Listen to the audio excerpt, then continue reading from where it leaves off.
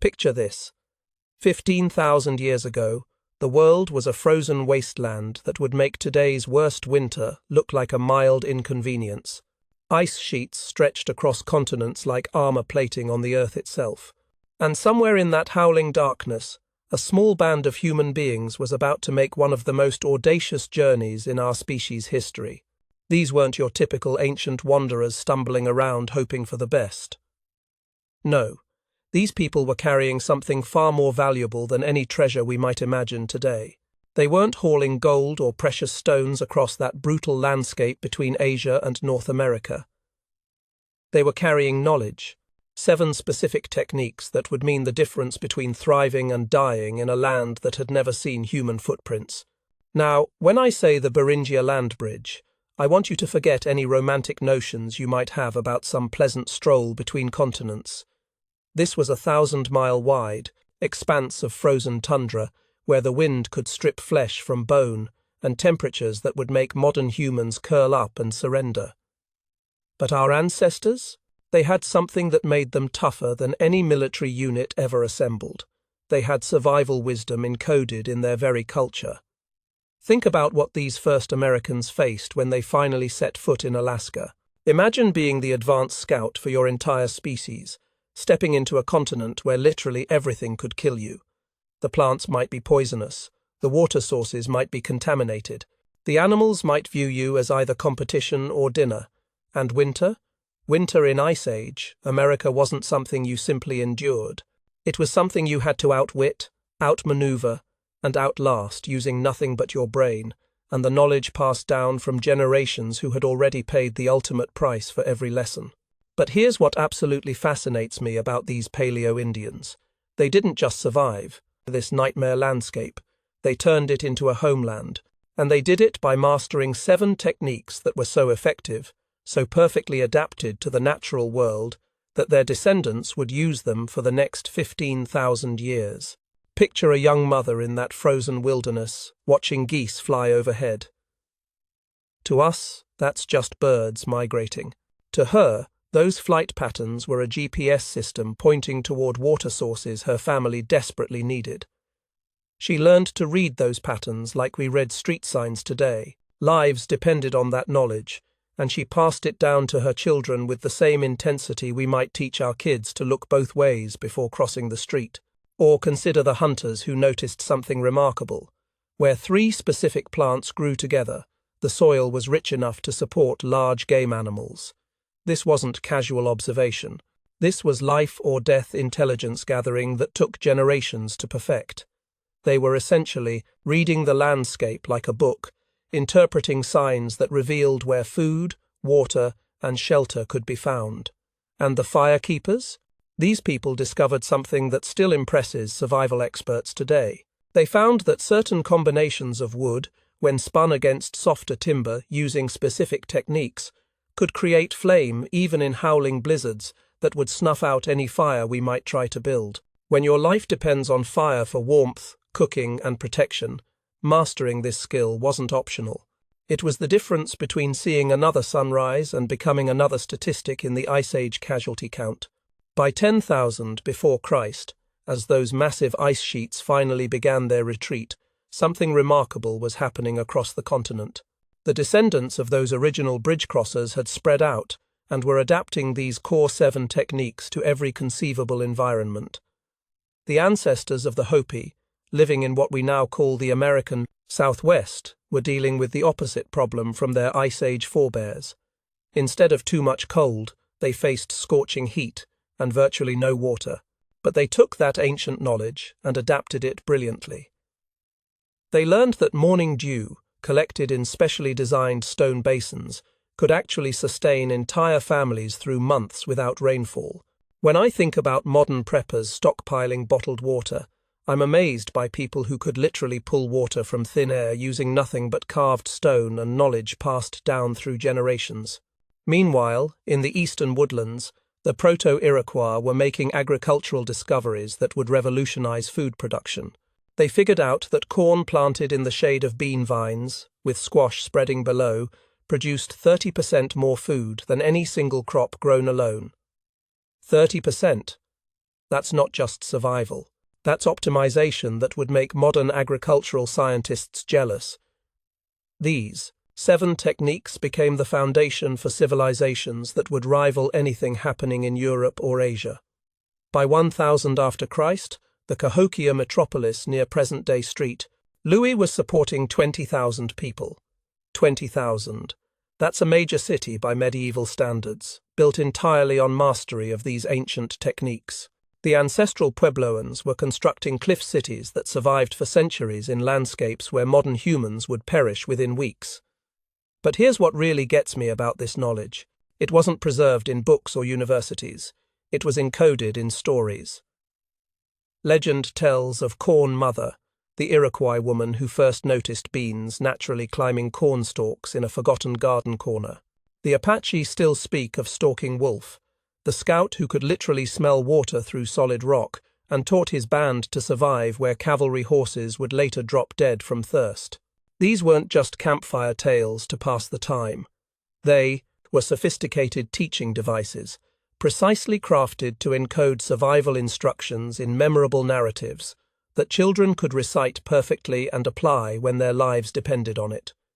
Every story was a textbook. Every legend was a manual for staying alive.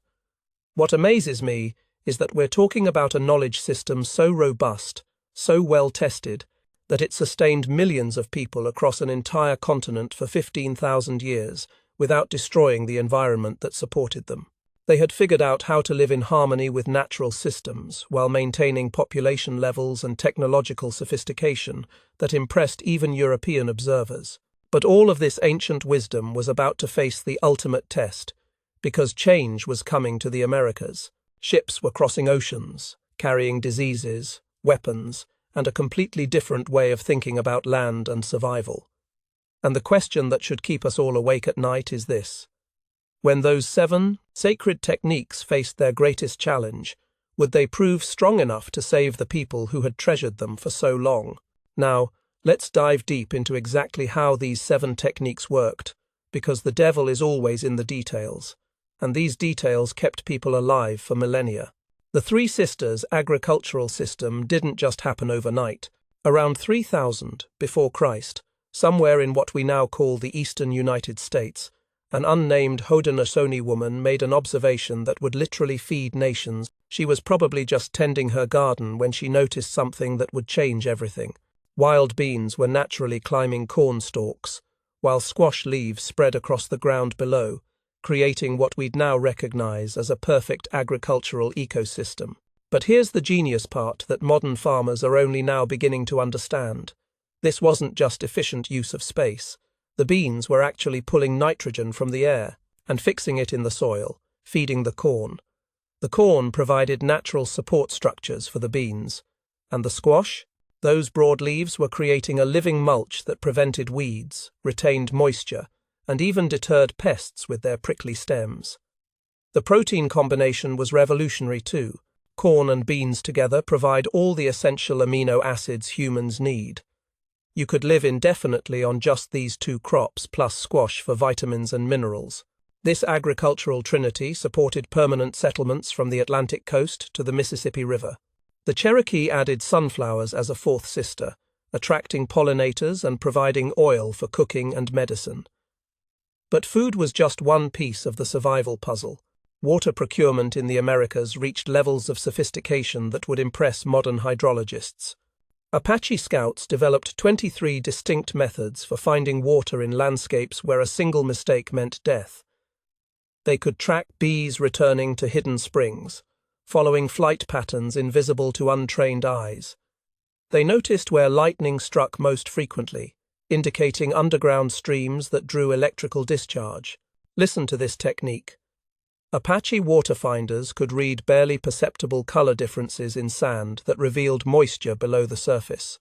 We're talking about survival skills so refined they bordered on supernatural. They could smell water through solid rock by detecting minute changes in humidity and air pressure. Morning dew collection using specially woven blankets could gather a full gallon per hour during the right conditions. The Mojave people created intricate rock channels that directed rare rainfall into hidden cisterns, some of which are still functioning today after 800 years. 800 years.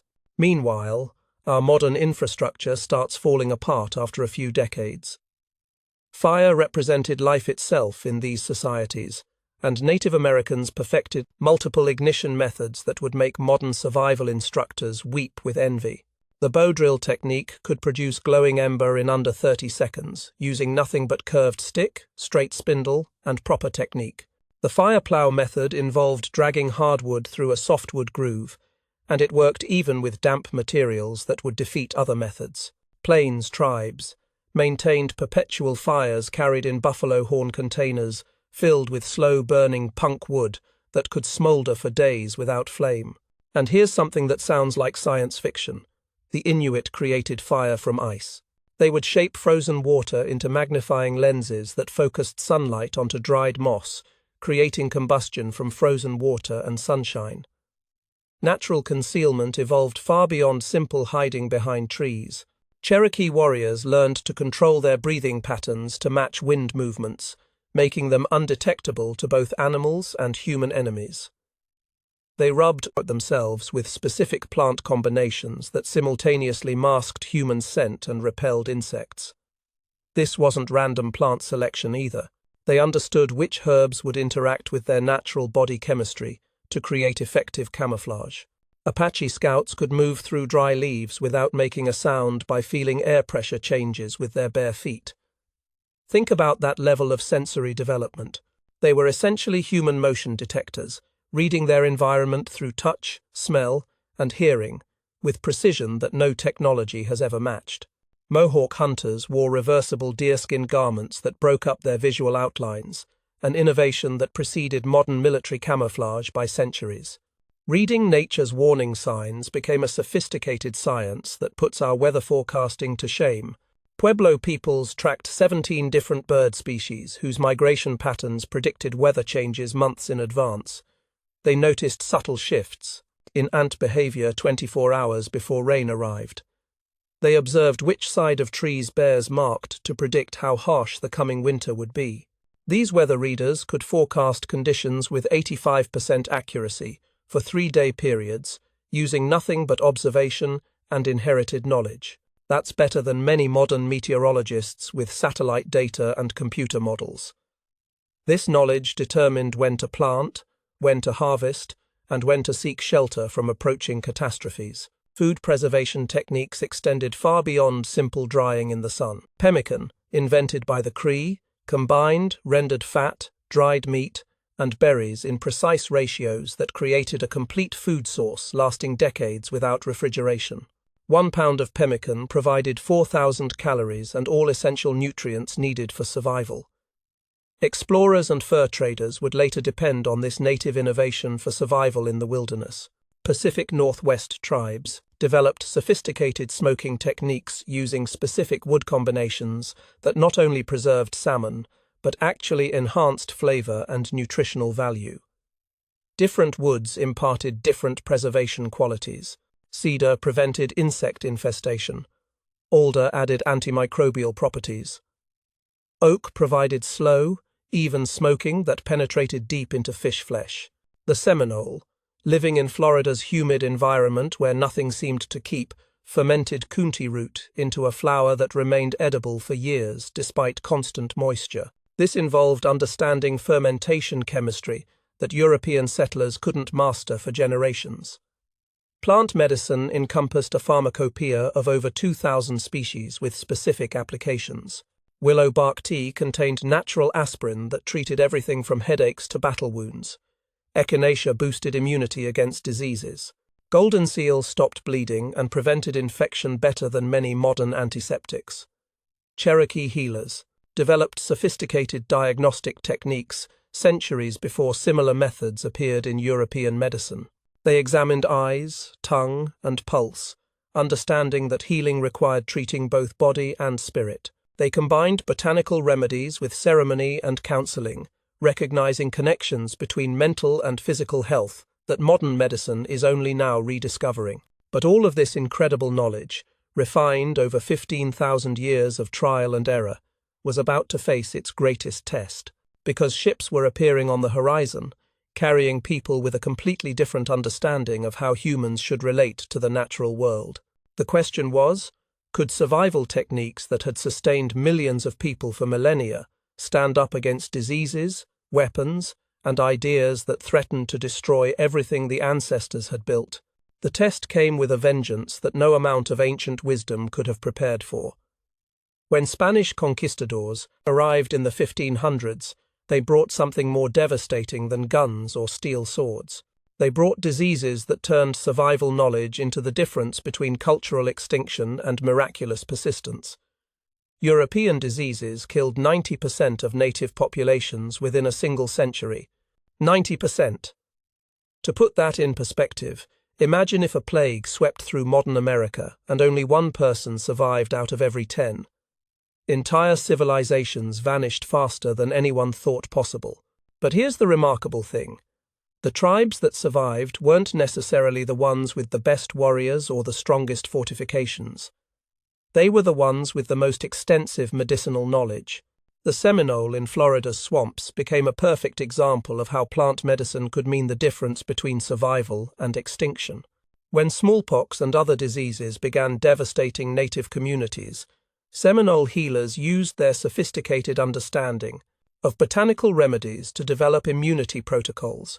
They shared remedies between villages through networks that saved thousands of lives, while European settlers were still debating whether diseases came from bad air or divine punishment. But the real test of these ancient techniques came with deliberate government policies designed to destroy native cultures entirely. The Indian Removal Act of 1830 created the Trail of Tears, forcing 60,000 Native Americans from their ancestral lands at gunpoint. Government soldiers expected compliance and quick marches to designated reservations. What they didn't expect was for ancient survival skills to transform ordinary people into ghosts. Cherokee warriors who had mastered concealment techniques simply melted into the Smoky Mountains like smoke dissolving into air. Using their inherited knowledge of edible plants and hidden water sources, roughly 1,000 Cherokee avoided capture entirely. These weren't military units, with supply lines and logistics. These were families with children and elderly relatives, surviving on acorn flour, cattail roots, and wild greens their grandmothers had shown them during peaceful times. They used traditional camouflage techniques to hide entire communities in landscapes. Government forces searched repeatedly. Children who could mimic bird calls served as sentries, their voices indistinguishable from natural forest sounds. Families lived in concealed shelters built using techniques passed down through generations, invisible to soldiers walking within yards of their locations. During the Indian Wars from 1860 to 1890, these survival techniques became weapons of resistance more effective than rifles or cavalry charges. Consider Geronimo's band of 38 Apaches who evaded 5,000 American and Mexican troops for over a year. 5,000 trained soldiers with modern weapons, supply lines, and military intelligence couldn't capture 38 people armed with traditional knowledge. They survived on prickly pear cactus, mesquite beans, and water found using techniques their great-grandfathers had perfected centuries earlier. Their superior understanding of food preservation allowed them to cache supplies across vast territories, creating invisible supply networks that supported extended resistance. When cavalry horses collapsed from exhaustion and dehydration in the desert, Apache warriors remained strong on quarter rations of pemmican and cactus juice. The boarding school era from 1879 to 1970 represented perhaps the most insidious assault on native knowledge. Government officials understood that destroying traditional education was more effective than military campaigns. Children were forcibly removed from their families and forbidden to speak their languages or practice their cultures. But here's where the true genius of traditional knowledge systems revealed itself. Grandmothers smuggled seeds in their hair when visiting schools, sewing them into the hems of their clothing. Medicine men created memory songs that sounded like Christian hymns to casual observers, but actually contained precise instructions for identifying healing plants. Women wove survival techniques into basket patterns, creating visual libraries that authorities never recognized as subversive education. At Carlisle Indian School, where the motto was, Kill the Indian, save the man. Students secretly practiced traditional skills after lights out. They made tiny fire drills from bedposts, identified medicinal plants during forced marches, and shared whispered stories about their grandfathers' hunting techniques. When tuberculosis swept through these schools, students who remembered their grandmother's remedies had survival rates 50% higher than those who relied solely on school infirmaries. The irony was devastating. Government officials trying to civilize native children were actually condemning them to death by separating them from medical knowledge more advanced than anything available in contemporary hospitals. Even on reservations, where government rations replaced traditional foods and freedom of movement was severely restricted, families found ingenious ways to maintain their knowledge. They created hidden gardens using Three Sisters techniques in remote corners of their allotted lands. They gathered medicines during church picnics that were actually disguised teaching expeditions. They taught children to read weather signs while playing games under the watchful eyes of government agents. The preservation of these techniques became an act of cultural defiance more powerful than any armed resistance. Every secretly shared recipe, every quietly demonstrated fire-making technique, every whispered plant identification lesson was a refusal to disappear, despite overwhelming pressure to abandon everything that made them who they were. Families developed coded languages for discussing traditional practices. A conversation about visiting grandmother might actually be planning a medicine-gathering expedition. Playing old games could mean practicing concealment techniques. Telling stories often involved passing down survival knowledge disguised as entertainment. The resilience of this knowledge system was extraordinary.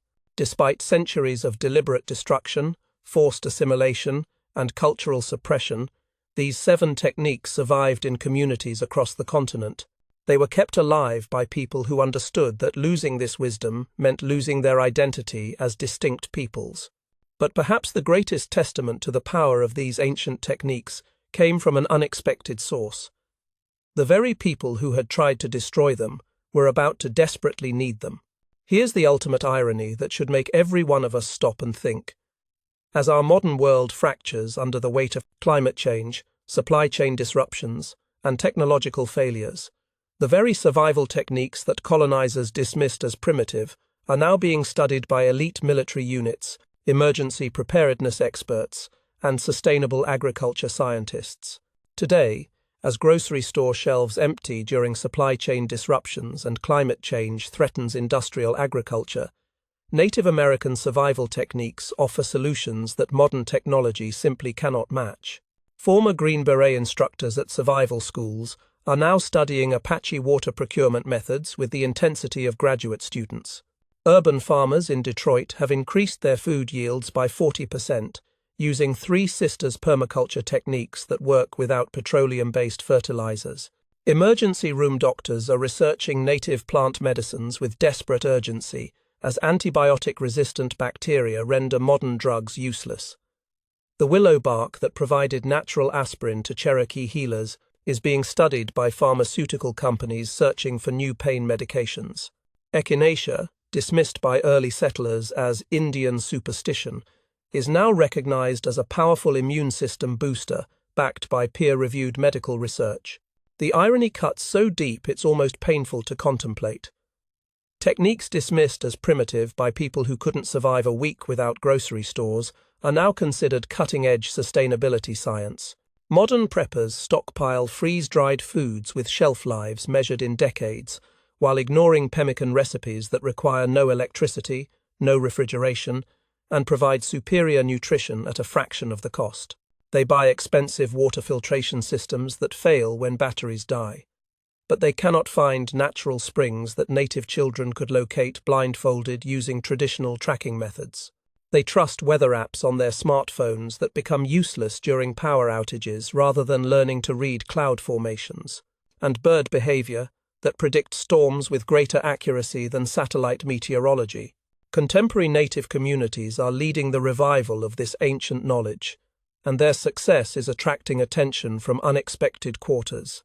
The White Mountain Apache tribe now teaches traditional fire-making techniques to federal wildfire crews, demonstrating how controlled burns using ancient methods prevent the catastrophic fires that destroy millions of acres annually. These aren't primitive techniques being taught to modern firefighters. These are sophisticated land management practices that maintained healthy ecosystems for thousands of years. Cherokee seed keepers preserve varieties of corn, beans, and squash that survive droughts, killing genetically modified crops engineered in multi-billion-dollar laboratories. These heritage varieties didn't just evolve randomly. They were carefully selected over generations for resilience, nutrition, and adaptation to specific local conditions. They represent a genetic library more valuable than any seed vault built by modern agriculture. Lakota youth are learning to make wasna, their traditional version of pemmican, that provides superior nutrition to expensive commercial survival foods. A single batch can feed a family for months using ingredients available in any natural environment. The knowledge required to make proper pemmican involves understanding fat ratios, drying techniques, and preservation chemistry that puts modern food science to shame. These techniques offer more than mere survival in emergency situations. They provide a complete blueprint for thriving when industrial systems collapse entirely. Communities practicing Three Sisters agriculture become food secure, while their neighbors depend on fragile supply chains vulnerable to disruption. Families who understand traditional water procurement never face empty taps during drought conditions. Those who master natural medicine reduce their dependence on pharmaceutical companies and hospital systems that can become overwhelmed during crises. The skills that sustained humanity for 15,000 years without electricity, petroleum, or global trade networks remain humanity's best insurance policy against an uncertain future. As climate refugees begin fleeing rising sea levels and failing agricultural regions, as economic systems strain under resource depletion and environmental degradation, as conflicts over water and food resources intensify around the globe, these 7 forgotten techniques transform from historical curiosities into essential life skills. The knowledge that helped small bands of hunters cross the Beringia land bridge in humanity's dawn may yet prove to be the knowledge that carries our species through the challenges ahead. The ancestors developed these techniques through 15,000 years of trial and error, paying for every lesson with lives lost and wisdom gained. Modern civilization has existed for perhaps 300 years, and we're already seeing cracks in the foundation. Industrial agriculture is depleting soil faster than it can regenerate. Climate change is making traditional farming zones uninhabitable. Supply chains optimized for efficiency are proving fragile under pressure. Urban populations have lost the ability to provide for their basic needs without complex technological support. But scattered across the continent, in tribal communities that never fully surrendered their traditional knowledge, these 7 techniques continue to be practiced and refined. They represent a different way of thinking about human relationships with natural systems. Instead of domination and exploitation, they demonstrate partnership and adaptation. The question facing our modern world is whether we're wise enough to learn from teachers our ancestors tried to silence, whether we can humble ourselves to study techniques our culture dismissed as primitive, whether we can recognize that the true measure of advanced civilization isn't how much energy we can consume, but how sustainably we can live within natural systems. The ancestors still teach for those wise enough to listen. Their knowledge survived 5 centuries of deliberate destruction. It survived diseases, displacement, boarding schools, and cultural suppression. It survived because it works, because it's been tested under conditions that make our modern emergencies look like minor inconveniences. These 7 sacred techniques represent more than survival skills. They represent a pathway back to resilience, sustainability, and genuine security that doesn't depend on systems beyond our control. They offer hope that humanity can remember how to live as part of the natural world instead of as its conqueror. The bridge those first Americans crossed 15,000 years ago wasn't just a land connection between continents. It was a bridge between humanity's past and its future.